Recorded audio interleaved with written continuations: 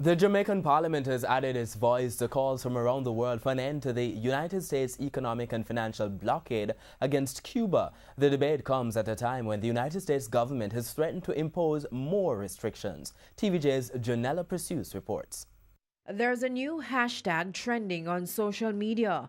Unblock Cuba. The United Nations Group of 77, which is a coalition of 134 developing countries and China, this week again called on the United States to end its economic, commercial, and financial embargo against Cuba. Similar calls were echoed as the issue was debated in the lower house on Tuesday. We in this honorable house call upon the United States to comply with the 26 resolutions adopted by the international community within the framework of the United Nations General Assembly, and to put an unconditional end to its policy of blockade.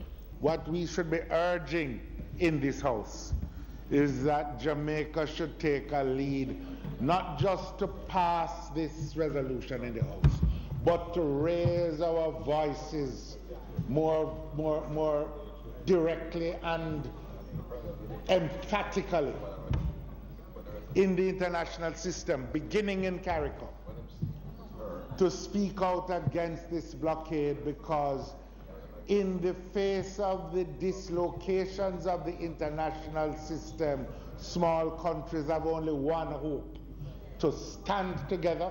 The blockade has been in existence for nearly 6 decades. It's estimated that the policy has cost some $933 billion in economic losses for Cuba. There are also concerns about human rights. The embargo, which has had significant negative impact on the people of Cuba, has had and potentially continues to have significant consequences on public health grounds, which is a very big humanitarian issue, which as a people, as a country, as a world, we all should be very concerned about.